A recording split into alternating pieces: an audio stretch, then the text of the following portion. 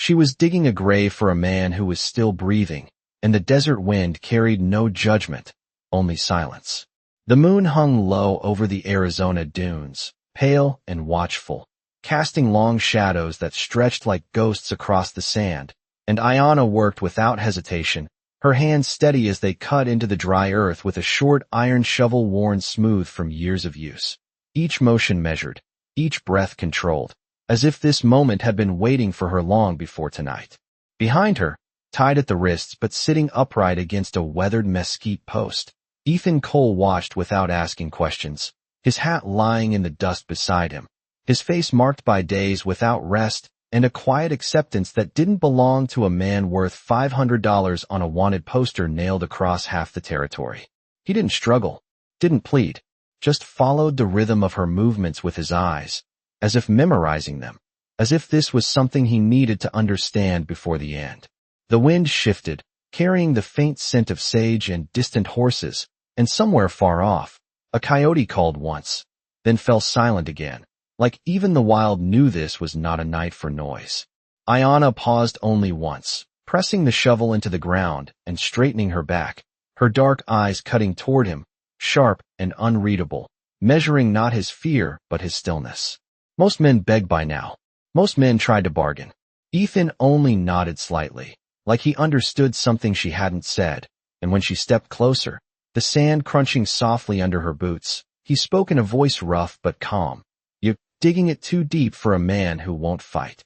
She didn't answer right away, just studied him, the firelight from a small lantern flickering between them, catching the edges of something neither of them fully recognized yet. "Men who don't fight," she said finally, her voice low, carrying the weight of something older than both of them, "are the ones you watch closest." He almost smiled at that, not out of humor, but recognition, like he'd heard something true in it. The rope around his wrists was tight, but not cruel, and when he shifted slightly, something slipped from beneath his shirt, catching the light for just a second before falling against his chest again. A glint of silver that didn't belong to a man like him. Ayanna saw it, didn't react, just turned back to the grave and drove the shovel down again, harder this time, the sound echoing sharper in the still night air. Time stretched. The hole deepened. The distance between them stayed the same, but something else began to close, something quieter, harder to name. Ethan leaned his head back against the post, eyes lifting to the stars scattered wide above the desert, and for a moment, he looked less like a hunted man and more like someone remembering a place he couldn't return to. "You ever bury someone you didn't hate?" he asked, not looking at her. The question hung there, fragile, almost lost to the wind. Ayanna stopped again, just for a breath, her fingers tightening around the handle of the shovel, and when she turned this time, there was something different in her gaze, not softer, not kinder, but deeper, like the ground she was digging into had reached up and touched something inside her. "Not yet," she said, and somewhere between that answer and the silence that followed, the night shifted, just enough to make room for a truth neither of them was ready to face. The desert did not rush men, and it did not forgive them either. It simply watched, patient as time itself, and that night it watched two strangers sit between a grave not yet filled and a truth not yet spoken, the lantern flame bending low under a restless breeze that carried grains of sand across the ground like whispers that refused to settle. Ayanna drove the shovel into the earth again, but slower now, each movement less about finishing and more about thinking, her eyes no longer fixed on the ground but drifting, measuring, returning to the man behind her, as if he had become part of the question she had not meant to ask. Ethan shifted his weight against the post, testing the rope just enough to understand it, not enough to challenge it. And when he leaned forward slightly, the silver pendant slipped free again, this time catching the lantern light long enough to show its shape. A small piece of turquoise set in worn metal, simple, but made with care that did not belong to traders or thieves.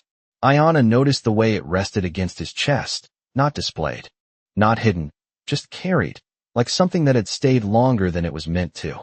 She set the shovel aside and walked toward him, her steps quiet, her shadow stretching over his boots before she stopped just out of reach, her gaze dropping to the pendant without asking permission. "Where did you get that?" she asked, her voice even. But there was a weight beneath it now, something older than suspicion. Ethan followed her eyes, then looked back at her, not defensive, not proud, just certain. It was given to me, he said. He did not rush the words, did not decorate them, just place them there between them. Ayanna crouched slightly, not close enough to touch, but close enough to see the small scratches along the metal, the kind that came from years, not days, and her fingers flexed once at her side before going still again. By who? She asked. The wind passed between them again, lifting a strand of her dark hair across her cheek, and for a moment, neither of them moved. Ethan glanced past her toward the open desert, as if measuring something far beyond her question, then returned his eyes to hers. A woman who knew this land better than I ever will, he said quietly. She said it did not belong to me, said it never would, but she told me to carry it anyway. Ayanna's jaw tightened just slightly, not anger, not yet, but recognition pressing against something she had been taught never to question. And you kept it, she said. Ethan gave a small nod. Because she asked me to, he answered. No apology, no defense, just that. The simplicity of it settled heavier than any explanation could have. Ayanna straightened slowly, her eyes lifting from the pendant to his face again, searching now, not for guilt, but for something harder to see, something that did not come from words. Men like you do not carry things they do not understand, she said. Ethan almost smiled again, but this time it did not reach his eyes. Men like me carry a lot of things we do not understand, he replied. The lantern flickered, the flame dipping low before rising again, and somewhere beyond the dunes, a faint rhythm began to take shape, distant, steady, the sound of horses moving across open ground, still far, but not far enough to ignore. Ayanna heard it before he did, her head turning slightly, her posture shifting without thought, alert in a way that came from years of listening to a land that spoke softly. Ethan noticed the change in her before he heard the sound itself, his gaze following hers toward the dark horizon. They are not yours, he said quietly. It was not a question. Ayanna did not answer. The silence between them stretched again, but it had changed now, no longer empty, no longer simple. The grave behind her remained unfinished, the shovel resting where she had left it, the earth open but undecided, and for the first time that night, it was not clear who it had been meant for. The sound of horses grew a little louder, still distant, but certain, and Ayanna looked back at Ethan one more time, her eyes holding his, measuring something that could not be seen, something that had nothing to do with the rope around his wrists or the price on his head. If you are lying, she said slowly, this desert will not hide you. Ethan met her gaze without hesitation. I know, he said, and in the quiet that followed, the wind carried the sound of approaching riders just close enough to remind them both that whatever truth stood between them would not stay theirs alone for much longer. The sound of the riders came like a slow drum across the desert, steady and deliberate, not rushed, not careless, the kind of movement that belonged to men who knew exactly where they were going and why. And Ayanna did not need to count the distance to know they would be here before the lantern burned halfway down. She stepped away from Ethan without another word and moved toward the edge of the small clearing, her eyes narrowing against the dark horizon where shapes had begun to form, faint at first, then clearer with each passing second, silhouettes rising and falling with the rhythm of horses crossing uneven ground.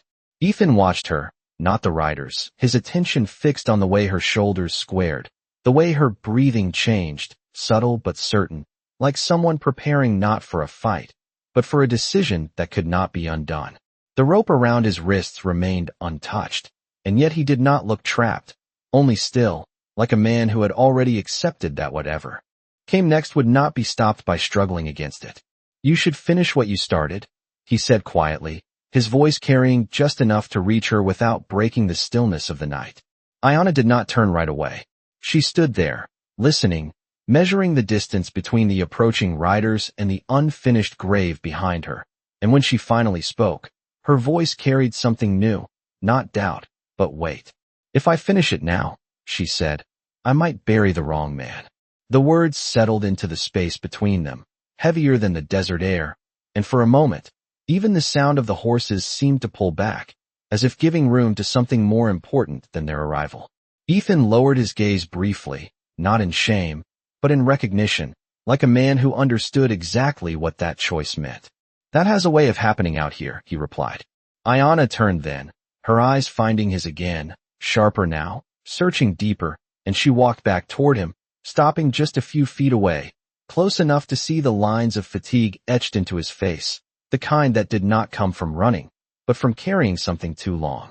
"You speak like a man who has buried more than one truth," she said. Ethan let out a slow breath, the kind that came from somewhere deeper than the lungs. "I have," he answered. No hesitation. No defense. Just that. The riders were closer now. Close enough that the sound of leather and gear could be heard between hoofbeats. Close enough that shapes began to separate into men, not shadows, and Ayana knew it would not be long before they saw the lantern light, and followed it straight to where she stood. She reached down then and untied the rope at Ethan's wrists in one smooth motion, the fibers loosening under her fingers before he could react, and for a brief second, the night seemed to hold its breath. Ethan did not move right away. He looked at his hands, then at her, not surprised, not relieved, just attentive. "That is a risk," he said quietly. Ayana met his gaze without blinking. "So is listening," she replied. The rope fell to the ground between them, forgotten, and the space it had defined disappeared as if it had never existed. Ethan slowly brought his hands forward, rubbing the marks left behind, then let them rest at his sides, making no move to reach for anything, making no move to run. "If they are who I think they are," he said, glancing toward the approaching riders, "they are not here for you." Ayana followed his gaze again, the figures now clear enough to count, 5 riders, maybe 6, moving in a line that spoke of purpose, not patrol. "And if they are not here for me," she said, "then they are here for you." Ethan gave a slight nod. "Most likely," he admitted. There was no fear in his voice, only acceptance, the kind that came from knowing the road behind you had already decided the road ahead. Ayana studied him one more time, her eyes moving from his face to the pendant resting against his chest, then back again, and something in her expression shifted, not softened, but steadied, like a choice settling into place. "Then you will stand," she said, her tone firm, final. Ethan did not ask what she meant, did not question it. He simply nodded once and rose slowly to his feet, brushing dust from his coat, his posture straightening not like a man preparing to defend himself, but like one preparing to be seen clearly.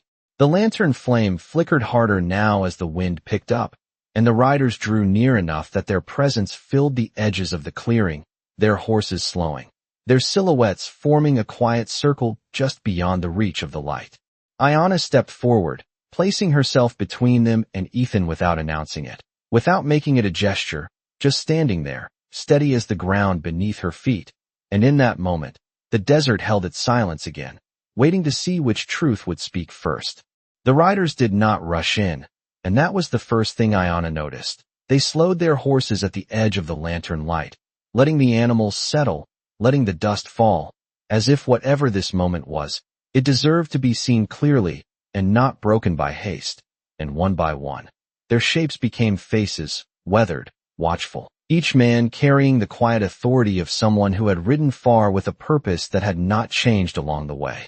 The lead rider stepped forward just enough for the lantern glow to catch the edge of his coat and the line of his jaw, his hat casting a shadow that hid his eyes but not the weight of his presence. And when he spoke, his voice carried low and steady, shaped by long miles and decisions made without witnesses. "Evening," he said, not as a greeting, but as a marker, like placing a line in the sand between what had been and what would follow. Ayana did not move. She stood where she had placed herself, her body forming a quiet barrier, her hands loose at her sides, not reaching for anything, not signaling anything, just there, grounded, certain, and behind her, Ethan remained still, his posture unchanged, his eyes fixed not on the men, but on the space between them, as if that space held more truth than the men themselves. "You are far from your camp," the lead rider continued, his attention shifting to Ayana, measuring her, not dismissing her, but not yielding either. Ayana's gaze held steady. "And you are far from your town," she replied, her voice calm, even, giving nothing away. A faint stir passed through the other riders, not tension, not yet, but awareness, like men adjusting to a conversation that had not gone the way they expected. The lead rider gave a small nod, accepting the balance she had set. "We are looking for someone," he said. He did not need to describe him. The silence that followed carried the shape of the answer. Ayanna did not turn to look at Ethan. She did not need to. Many men are lost in this desert, she said. The rider's hand rested loosely on the horn of his saddle, not threatening, not relaxed, just present. This one leaves a trail, he replied. Ethan shifted then, just slightly, enough for the lantern light to catch his face fully for the first time, and the rider's head tilted a fraction, recognition settling in without surprise. Ethan Cole, he said, the name landing with quiet certainty. No accusation. No anger. Just fact. The other riders straightened almost imperceptibly, the kind of movement that came from confirmation, not discovery. Ayanna felt it, the shift in the air, the way the night itself seemed to lean in closer, and she took one step forward, placing herself more firmly between them and the man behind her. Names do not belong to you out here, she said. The rider's gaze returned. To her, and for the first time, there was something like respect in it, not agreement, but recognition of the ground she stood on. Out here, he said slowly, nothing belongs to anyone for long. The words lingered, not as a threat, but as something older, something that had been proven too many times to argue with. Ethan stepped forward then, just enough to be seen beside her, not behind her, not hiding, his presence quiet but undeniable, and when he spoke, his voice carried the same calm it had all night. You came a long way for a man who is not running, he said. The rider's eyes shifted to him, studying, measuring, and a faint line appeared at the corner of his mouth. Not quite a smile, not quite anything else. Men stop running when they run out of places to go, he answered. Ethan gave a small nod. Or when they find a place worth standing in, he said. That settled differently. The other riders exchanged brief glances, subtle, controlled, but there, and the lead rider leaned forward slightly in his saddle, his attention sharpening, not on the land, but on the man. You always did talk like that, he said. Like the world might listen. Ethan did not look away. It does, he replied. Just not to men who shout.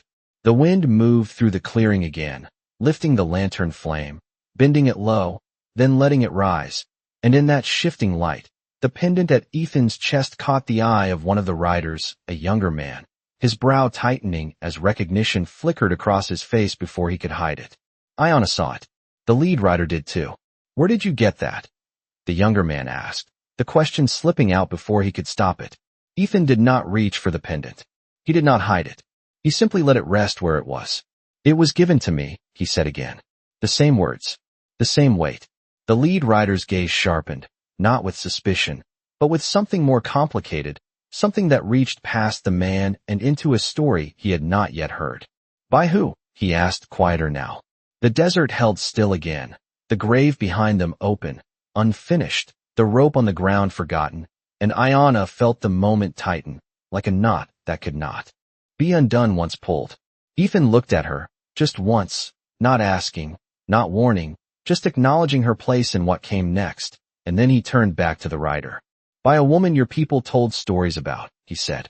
The words did not rise. They did not fall. They simply settled, heavy and undeniable, and for the first time since they arrived, the riders did not look certain anymore. The words did not echo, but they lingered, settling into the space between the riders like dust that refused to fall, and for a long moment, no one moved. Not the horses, not the men, not even the wind, as if the desert itself was listening for something it had heard before, but never expected to hear again. The lead rider's posture shifted just slightly, not enough to break his authority, but enough to reveal that what Ethan had said had reached further than he intended, touching something buried beneath years of certainty.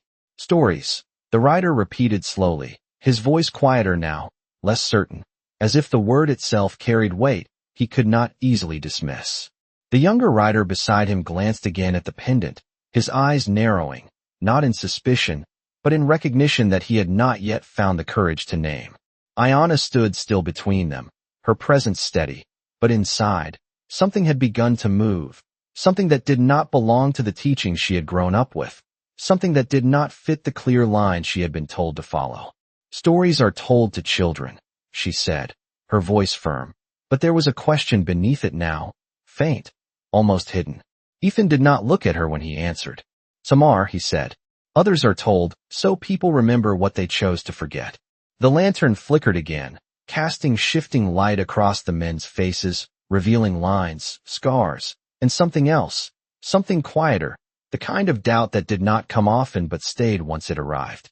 The lead rider leaned forward slightly in his saddle, his gaze fixed on Ethan now, no longer measuring him as a fugitive, but as a man holding a piece of something he recognized but did not yet understand. "You speak of a woman," he said. "Name her." The request was not sharp. It was careful. Ethan let out a slow breath, the kind that carried memory with it, and for a moment, his eyes drifted past them all, past the riders, past the lantern, past the grave, to somewhere further back, somewhere quieter. "She never gave me a name to use," he said. "Said names belonged to the people who needed them."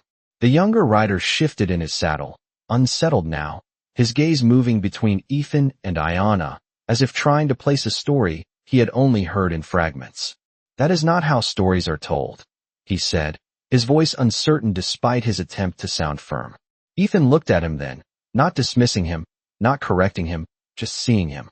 "That depends on who is telling them," he replied. Ayanna felt something tighten in her chest, not fear, not anger, but recognition pressing against something she had not allowed herself to question, and her eyes moved again to the pendant, the small piece of silver and turquoise that seemed to hold more weight than any of the men standing around it. "The woman you speak of," she said slowly, her voice quieter now, "what did she do?" Ethan met her gaze, and for the first time, there was something like hesitation, not because he did not know the answer, but because he understood what it would change. "She chose," he said. The word hung there, simple, but incomplete. Ayanna's eyes narrowed slightly. "Chose what?" she asked. Ethan's gaze did not waver. "Who deserved to live?" he said. The desert seemed to shift again, not in sound, but in feeling, the air growing heavier, the silence deeper, as if something long buried had just been spoken aloud. The lead rider's hand tightened slightly on the saddle horn, not in threat, but in recognition, and his eyes dropped briefly to the pendant before returning to Ethan's face. "There are many stories about women like that," he said. Ethan gave a small nod. "Not like her," he answered. Ayanna took a slow step closer to Ethan now, not fully turning away from the riders, but no longer standing entirely between them either, her position shifting in a way that did not declare allegiance, but did not deny it either. "If she did what you say," she said, her voice steady but softer, "then why would she give that to you?" The question settled deeper than the others, reaching into something that had not yet been spoken. Ethan looked down at the pendant for a moment, his fingers brushing it lightly, not holding it, not claiming it, just acknowledging it. "Because I did not take anything from her," he said. He lifted his eyes again, meeting Ayanna's. "She gave it to me after I refused to leave." The younger rider frowned, confusion tightening his features. "Refused to leave what?" he asked. Ethan's voice did not change. "A place I was told I did not belong," he said. The wind passed through the clearing again, carrying the scent of dust and sage, and somewhere in that quiet movement, something began to shift, not loudly, not suddenly, but enough to be felt by everyone standing there. Ayanna's gaze lingered on Ethan a moment longer before moving back to the riders, and when she spoke again, her voice carried something new, something that had not been there before. "Then maybe the story you were told," she said slowly, "was not finished." No one answered her.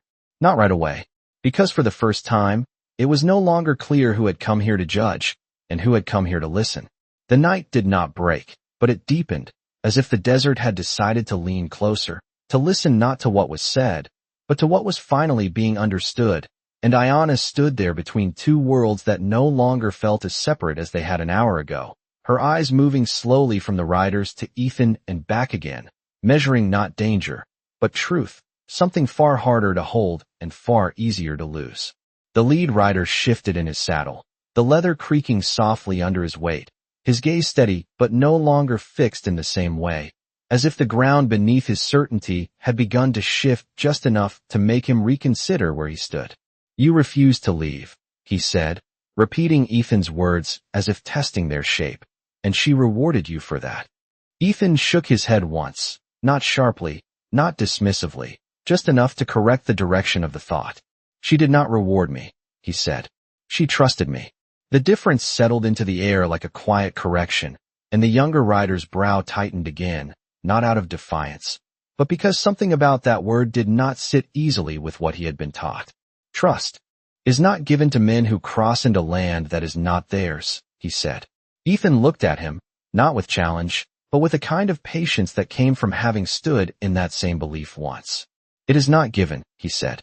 It is seen. Ayanna felt that, the shift in the words, the way they moved from rule to choice, and it pressed against something inside her that had always been clear, always been simple, until now.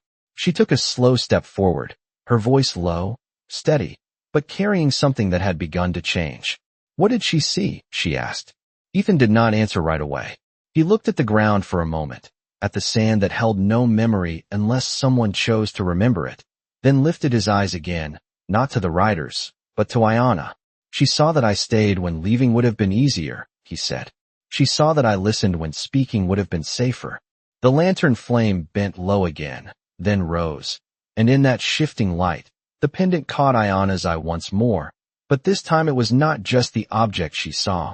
It was the time behind it, the years carried in its worn edges, the quiet weight of something that had not been taken, but given and kept without demand.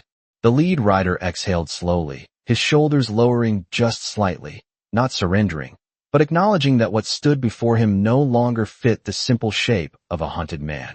There was a woman, he said, almost to himself now, his voice quieter, who walked between camps and did not belong to either. The younger rider looked at him, surprised, as if hearing something he had not expected to be spoken aloud. The lead rider continued, his eyes distant now, not on Ethan, not on Ayanna, but somewhere further back. They said she could choose who crossed and who did not, he added. Ayanna's breath slowed, her gaze sharpening, and she stepped closer to Ethan without realizing it, drawn not by him, but by the story that had begun to take shape in a way she could no longer ignore. They said she was wrong, she said quietly. The lead rider nodded once. They said many things, he replied. Ethan watched them both, silent now, letting the words find their place without forcing them. And when he finally spoke, his voice was softer than before, but clearer. She never said she was right, he said. She only said she would not let fear decide for her. That landed differently. The younger rider looked down briefly, his hands tightening on the reins, as if something inside him had been named before he had the chance to hide it. Ayanna felt it too, the quiet shift from rules to choices, from stories told to truths lived, and her eyes moved once more to the pendant, then back to Ethan. Why did she give it to you? She asked again. But this time the question was not suspicion, it was understanding waiting to be confirmed. Ethan did not hesitate now. Because I chose the same thing she did, he said.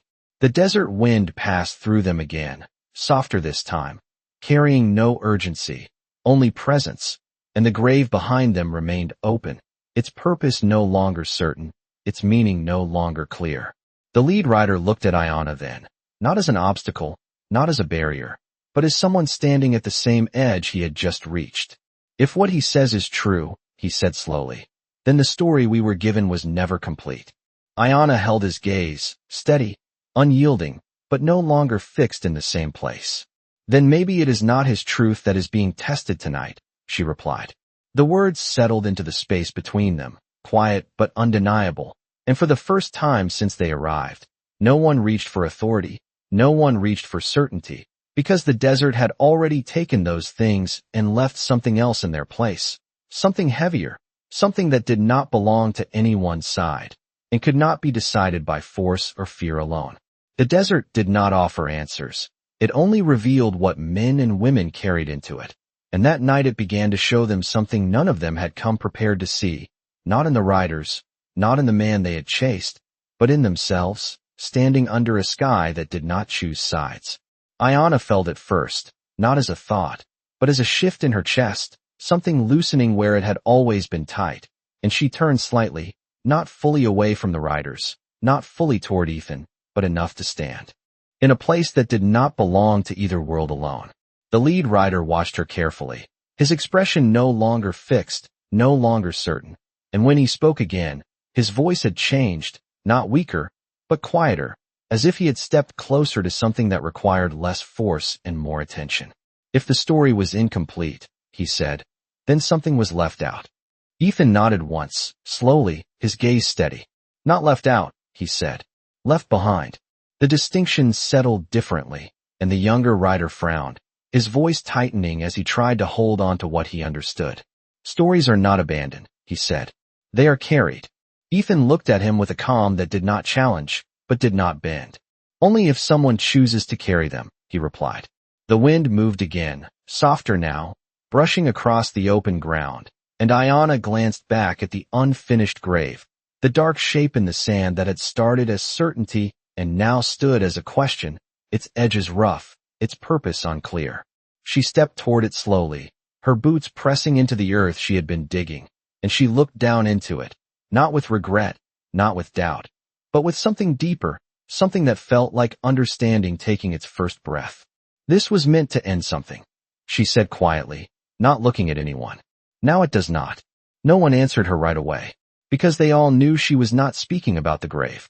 The lead rider dismounted then, his boots touching the ground with a soft, steady weight, and he removed his hat, not as a gesture of surrender, but as one of respect, something given not to a person, but to the moment itself. He walked forward a few steps, stopping at the edge of the lantern light, close enough to see clearly, far enough to choose not to force anything further. The woman you speak of, he said, his eyes moving between Ethan and Ayanna. She stood where you stand now. Ayanna did not look up from the grave. Between two sides, she said. The rider nodded. And she refused to let either one decide for her, he added. Ethan's voice came quietly from behind her. She said sides are for men who need to be told where they belong. Ayanna lifted her head then, turning slightly, her eyes meeting Ethan's, and there was no suspicion there now, no test, just a recognition that had not existed before.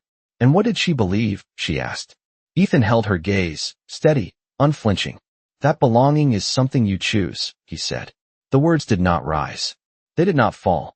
They simply stayed, like something that had always been there, waiting to be said. The younger rider shifted again, his voice lower now, less certain than before. If that is true, he said, then everything we were told about her. He did not finish the sentence. He did not need to. The lead rider looked at him, then back at Ayanna, and something in his expression settled, not into certainty, but into acceptance of uncertainty, which was something far rarer.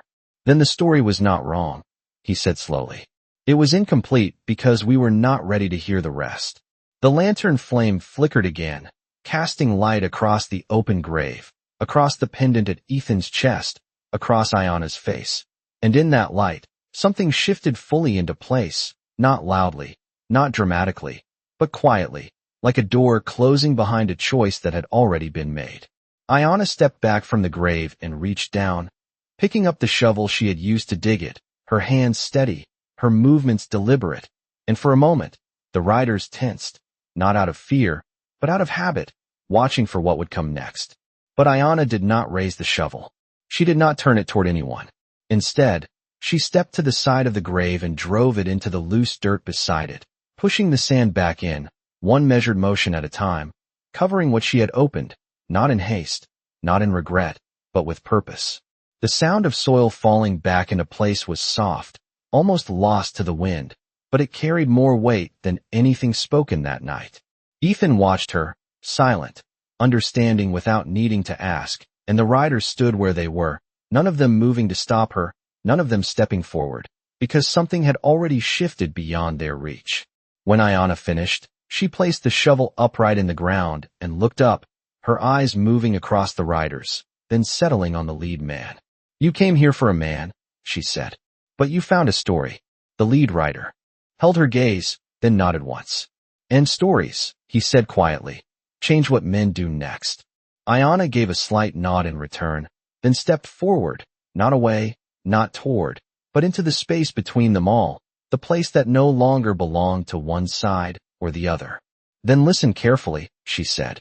And the desert, for the first time that night, felt like it was waiting for her to speak. The desert held its breath again, not in silence, but in attention, as if every grain of sand had turned toward Ayanna, waiting not for noise, but for truth spoken without force. And she stood there in that narrow space between the riders and the man they had come for, her posture steady, her voice quiet, but carrying further than anything raised in anger ever could. "The story you were given," she began, her eyes moving across the men in front of her, "was built from fear." No one interrupted her. The lead rider remained still, his hat in his hand, his gaze fixed on her with the kind of focus that did not come from authority, but from listening. "Fear of losing land," she continued. "Fear of losing power, fear of not understanding what stood in front of you." The younger rider shifted slightly, not in disagreement, but because the words had found something inside him that had never been named before. Ayanna did not rush. She let the space between her words settle, the same way the desert let footsteps fade before the next one was taken. "So the story changed," she said. "Not because it was wrong, but because it was easier."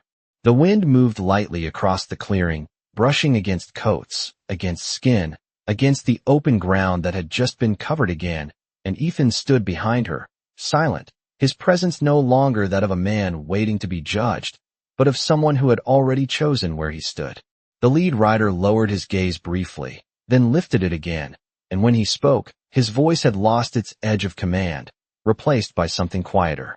"Then tell it the way it was meant to be told," he said.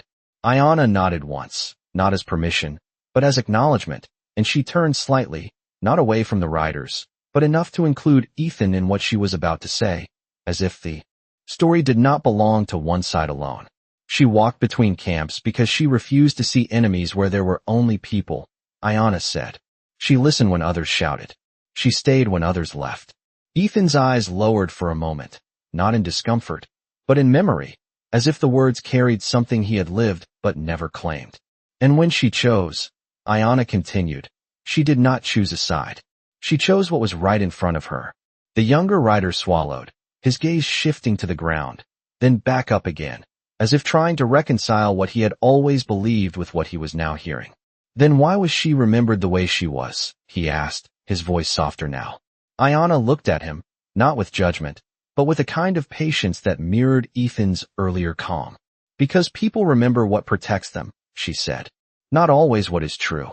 The words settled deep, not as accusation, but as something harder to dismiss, and the lead rider exhaled slowly, the sound barely audible but heavy with realization. "And him," he said, nodding slightly toward Ethan. "Where does he stand in that story?" Ayanna did not answer right away. She turned fully this time, her eyes meeting Ethan's, and for a moment, the riders disappeared from her awareness, the desert fading into something smaller, quieter, more focused. "He stayed," she said simply. Ethan held her gaze, not confirming, not denying, just standing in it. "When he was told to leave," she added. The lantern flickered again, and the pendant caught the light, its worn surface reflecting something that did not belong to ownership, but to time, to choice, to something carried without demand. Ayanna stepped closer to Ethan now, not shielding him, not presenting him, just standing beside him, equal in the space she had chosen. And she saw that, Ayanna said. She saw that he did not come to take. The lead rider watched them both, his expression no longer searching for fault, but for understanding, and the men behind him remained still, their earlier certainty replaced by something quieter, something that did not need to be spoken to be felt. "So what happens now?" the younger rider asked, his voice barely above the wind. Ayanna turned back to them, her gaze steady, her stance unchanged. "That depends," she said, "on whether you came here for a man, or for the truth about him." The question did not rise. It did not challenge. It simply stood there, waiting, the same way the desert waited for men to decide what kind of story they would carry away from it. The lead rider looked at Ethan one more time, then at the ground where the grave had been filled, then back at Ayanna, and something in his posture shifted fully into place, not as surrender, not as defeat, but as choice. He placed his hat back on his head slowly, his hand lingering on the brim for just a second before letting it fall. "We came for a man," he said. Then he paused, just long enough for the truth to settle. "But we are leaving with something else." The wind moved again, softer now, carrying no tension, no urgency, just the quiet weight of what had been understood, and Ayanna did not move, did not respond, because she did not need to. Out here, truth did not ask to be accepted. It only needed to be seen. The desert did not mark endings with sound. It marked them with stillness, And that night, as the last of the wind settled low against the sand, the space between them all changed in a way no one could mistake, not because anything had been taken, but because something had been laid down and left behind. The lead rider gave a slight nod, not to Ethan, not to Iana alone, but to the moment itself, then turned slowly, placing his boot back into the stirrup with the same care he had shown when stepping down. And as he swung onto his horse, the others followed without command, without signal, as if they had all heard the same quiet conclusion at the same time. No one reached for a weapon. No one spoke a final warning. They simply gathered the reins, turned their horses, and began to move away, their silhouettes fading back into the dark line of the desert they had crossed to get here, carrying with them something that could not be seen, but would not be forgotten. The younger rider lingered just a moment longer, his eyes meeting Iana's, then shifting to Ethan, and there was no accusation left in his gaze, only something unsettled, something new, as if the story he had carried his whole life had just opened in a place he had never thought to look. Then he, too, turned and followed, the sound of hooves softening with distance until it blended into the quiet again, leaving only the lantern light, the open sky, and two figures standing where the night had changed shape. Iana did not move right away. She watched until the last shadow disappeared beyond the rise, until even the echo of their presence faded into the kind of silence that belonged only to the desert when it was done listening. Then she turned, slowly, her eyes finding Ethan again, and for the first time since the night began, there was no barrier between them, not of rope, not of position, not even of doubt. Ethan stood where he had been, his posture unchanged, his hands resting at his sides, the pendant still catching the faint light, and when he spoke, his voice was softer now, not because it needed to be, but because nothing in the moment required more. "You did not have to do that," he said. Iana studied him, not as a stranger anymore, not as a threat, but as something she had not expected to find in a man she had been ready to bury. "Neither did you," she replied. The words hung there, simple, balanced, like something that had always been true but had never been said out loud.